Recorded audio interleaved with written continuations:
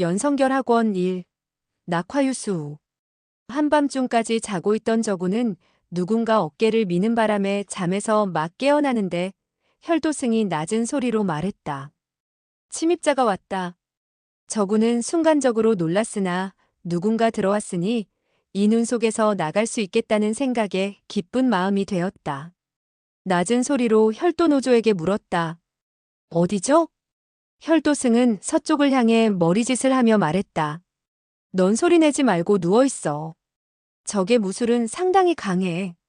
혈도승은 혈도를 쥐고 몸을 굽히더니 화살이 시위에서 떠나 날아가듯 소리 없이 뛰쳐나갔다. 사람의 그림자가 산기슭에 스치는가 싶더니 보이지 않았다. 저구는 심히 탐복했다. 이 사람의 무술은 정말 굉장하군. 정전형이 살아있다면 누가 더 고수일까? 저구는 생각하며 손을 뻗어 품속을 더듬었다. 정전에 뼈가루를 싼 보자기는 품속에 잘 보관되어 있었다. 갑자기 밤의 정적을 뚫고 쨍, 쨍 하고 무기가 부딪히는 소리가 울렸다. 혈도승이 적과 싸우고 있나 보다고 생각했다. 무기 부딪히는 소리를 들으니 상대의 무공은 혈도노조에게 절대 뒤지지 않는 모양이었다. 수생도 무기가 부딪히는 소리가 들리자 잠에서 깨어났다. 산골짜기는 온통 흰 눈으로 덮여 있었고 은빛 같은 달빛은 흰 눈에 반사되어 비록 깊은 밤이었지만 새벽빛이 돋는 듯했다. 수생은 저군을 보자 물어보고 싶었지만 그를 미워하고 저주했고 저군도 대답할 것 같지 않아서 입을 다물었다. 무기가 부딪히는 소리가 점차 가까워지고 있었다. 저군과 수생이 소리가 나는 쪽으로 고개를 돌리니 달빛 아래에서 두 사람의 그림자가 떨어졌다가 붙었다가 하면서 높은 벼랑 위에서 싸우고 있었다. 저군은 혈도승과 싸우고 있는 사람이 도복을 입고 손에 장검을 쥐고 있는 것을 보아 낙화유수 4대 고수 중에 한 명이라는 것을 알 수 있었다. 눈사태가 나서 골짜기 입구가 막혔는데 어떻게 안으로 들어왔는지 저군으로서는 궁금하기 그지없었다. 수생도 곧 그 도인을 알아보고 외쳤다. 유백부님, 유승풍 백부님께서 오셨군요. 아버지, 아버지. 저는 여기 있어요. 저군은 깜짝 놀라 생각했다. 혈도 노조와 저 노인이 싸우는 것으로 보아 금방 승부가 날 것 같지는 않다.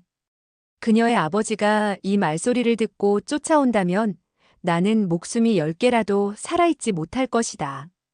그는 생각을 마치자 조용히 말했다. 야, 큰 소리 지르다가 눈사태라도 난다면 우린 모두 죽는단 말이야. 수생은 성을 냈다. 난 너같이 악독한 중놈하고 같이 죽어버리겠어. 그리고 큰 소리로 외쳤다. 아버지, 아버지. 저는 여기 있어요. 저구는 큰 소리로 말했다. 눈사태가 나면 내 아버지도 죽는다고. 내 아버지를 죽일 작정이냐? 수생은 아차하며 입을 다물고 생각했다.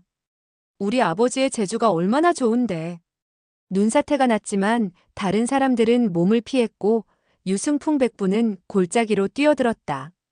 유백부가 들어올 수 있었다면 아버지도 들어올 수 있겠지. 소리질러 눈이 무너지면 기껏해야 나와 이 악독한 중놈만 압사할 것이고 아버지에겐 분명 지장이 없을 것이다. 이 악독한 중놈이 이렇게 흉악한 것을 보니 유백부를 죽이고 난다면 나도 살아남지 못할 거야. 그녀는 생각을 마치고 나자 더욱 큰 소리로 소리를 질렀다. 아버지, 아버지. 저는 여기 있어요. 저구는 어떻게 그녀를 저지할지 몰랐다. 흘긴 머리를 돌리니 혈도노조와 유승풍은 더욱 격렬한 싸움을 벌이고 있었다. 저구는 자세히 살펴보았으나 혈도노조의 혈도와 유승풍의 검 중 어느 것이 우세를 차지하고 있는지 도저히 알 수 없었다. 그런데 수생이 이제 아버지를 부르다가 말을 바꾸어서 사촌 오라버니, 사촌 오라버니 하고 소리치자 정말로 화가 나서 외쳤다. 이 계집애야. 입 다물지 않으면 너의 혀를 잘라버리겠다. 수생은 말했다. 그래도 나는 부를 거야. 누가 뭐래도 나는 부를 거야. 또 큰 소리로 외쳤다. 아버지, 아버지, 저 여기 있어요. 그러나 저군이 진짜로 공격해 올까봐 일어나서 돌을 들어 몸을 방어했다. 그녀는 저군이 움직이지 않고 가만히 누워있는 것을 보고 떠오르는 생각이 있었다. 이 악독한 중놈의 다리가 이미 나와 사촌 오라버니에 의해서 부러졌어. 그 상처가 깊어서 움직이지도 못하는데 뭐가 겁이 나서 그를 죽이지 않지?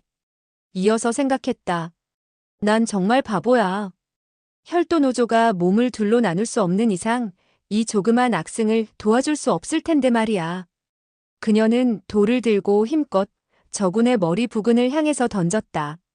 저군은 저항할 방법이 없어 몸을 굴려 피할 수밖에 없었다. 돌이 얼굴을 스치며 바로 옆에 눈에 박혔다. 수생은 일격에 적중하지 못하자 다시 돌을 들고 던졌다. 저군은 이번엔 피하지 못하고 배에 돌을 맞았다. 그리고 곧바로 다시 날아온 돌이 부러진 다리의 정강이에 맞았다. 저군은 너무나 아파서 길게 신음소리를 냈다. 수생은 크게 기뻐하며 돌을 들어 또 던지려고 했다. 저군은 그녀가 계속해서 돌을 던지면 자신이 살아남지 못할 것이라고 생각하고 역시 돌을 하나 집어들고 소리쳤다. 이 계집애야. 내가 다시 나에게 돌을 던지면 내가 먼저 너를 짓이겨 죽여줄 테다. 그러나 수생이 다시 돌을 던지자 저군도 역시 수생을 향해 돌을 던졌다. 수생은 재빨리 몸을 피했으나 돌이 귓가를 스치면서 살갗이 약간 벗겨졌다. 그녀는 놀라 다시는 돌을 던지지 못하고 몸을 돌려 나뭇가지 하나를 주워들고 건법을 써서 그의 어깨를 찔렀다. 그녀가 배운 건법은 심오한 것이었다. 비록 나뭇가지였지만 한 번만 찔려도 목숨에 위협을 줄 수 있었다. 저군이 설령 온전한 몸이었다고 해도 그녀의 공격을 피하기가 힘들었을 것이다. 나뭇가지가 찔러오자 저군은 어깨를 기울여서 피했다. 그러나 수생의 건법은 빠르게 변화하며 탁 하고는 그의 이마를 때렸다. 저군은 별똥이 튀었다. 수생이 욕을 했다. 내 이 나쁜 중놈, 오는 도중 이 아가씨를 괴롭히더니 이제 내 혀까지 자르려고 해. 너도 한번 잘려봐라. 그녀는 나뭇가지로 저군의 몸을 마구 때리면서 외쳤다. 내 사조를 불러 구해달라고 해봐라. 그가 오지 않으면 내가 너를 때려 죽여버리겠다. 입으로는 욕을 했지만 수생의 손은 더욱 빨라져서 저군은 도저히 막아내지도 피하지도 못하고 그저 양손으로 얼굴을 가린 채 그녀의 매질을 당하고 있었다. 저군의 몸이 금세 나뭇가지에 맞아 살이 터져 피가 흘러내렸다. 저군은 억지로 손을 뻗어 내리치고 있는 그녀의 나뭇가지를 잡아채 힘을 주니 힘이 약한 수생은 나뭇가지를 빼앗겼다. 저군은 빼앗은 나뭇가지를 세게 휘두르니 수생은 뒤로 몇 걸음 물러나서 새로운 나뭇가지를 주워들었다. 저군은 그녀가 몇 발자국 물러나자 시골 사람이 싸움에 지게 되었을 때 쓰던 방법이 생각나 외쳤다. 멈춰라. 한 발자국이라도 가까이 온다면 나는 바지를 벗어버리겠다. 입으로 외치면서 두 손으로 바지춤을 움켜쥐고 벗으려는 신용을 했다. 수생은 깜짝 놀라서 재빨리 몸을 돌렸다. 양볼은 부끄러워서 붉게 물들었다. 이 중놈은 정말 수치를 모르는구나. 기어코 이런 더러운 짓으로 나를 모욕하는구나. 저군은 소리쳤다. 5보 걸어가. 나한테서 되도록이면 멀리 떨어져. 수생은 놀란 나머지 그대로 5보를 걸어갔다. 저군은 내심 기뻐하며 더 큰 소리로 말했다. 난 바지를 벗어 던졌으니까 날 때리려거든. 고개를 돌리고 나를 봐. 수생은 더욱 놀라 도망치려고 하다가 너무 당황한 나머지 비틀거리면서 미끄러져 넘어졌다. 황급히 일어나서는 감히 뒤돌아보지도 못하고 멀리 있는 산등성이 뒤편으로 도망갔다. 저군은 멀어져가는 수생을 바라보다가 다시 절벽 위를 쳐다보았다. 유승풍과 혈도노조는 절벽 위에서 여전히 혈투를 벌이고 있었다. 그들이 싸우고 있는 곳은 저군이 있는 지면으로부터 7, 80장이나 올라가 있었다. 그리고 그들이 서 있는 곳은 깎아지른 절벽의 중간으로 만약 둘 중 한 명이라도 발을 잘못 디디면 땅에 떨어져 죽을 것이었다. 저군이 둘의 싸움을 정신없이 바라보고 있는데 수생이 산 뒤쪽에서 외치는 소리가 들렸다. 아버지, 아버지. 빨리 오세요. 그녀가 몇 마디 외치자 동남쪽의 산골짜기에서 노쇠한 음성이 들려왔다.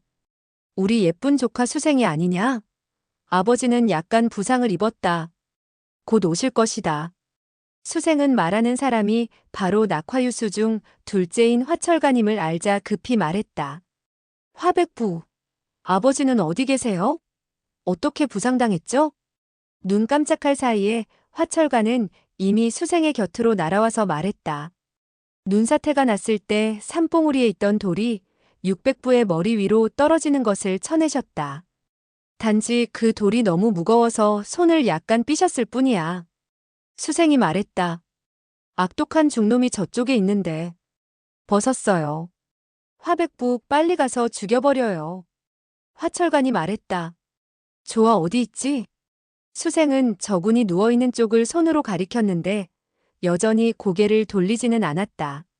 화철관이 저군을 죽이려고 가려는데 절벽 위에서 창, 창, 창 하는 소리가 나서 고개를 들어보니 혈도노조의 혈도와 유승풍의 검이 엉켜있고 둘은 꼼짝도 하지 않는 것으로 보아 두 사람은 이미 내공을 겨루고 있다는 것을 알 수 있었다.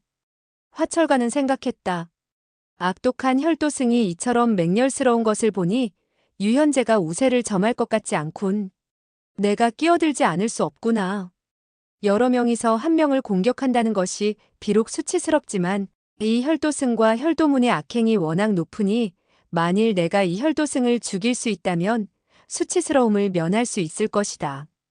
그는 몸을 돌려 절벽의 뒤쪽 등성이를 따라 나는 듯 올라갔다. 수생이 놀라 외쳤다. 화백부 뭘 하세요? 한마디 말을 뱉는 순간 그녀는 이미 답을 얻고 있었다. 화철관은 소리 없이 절벽을 기어 올라가고 있었다.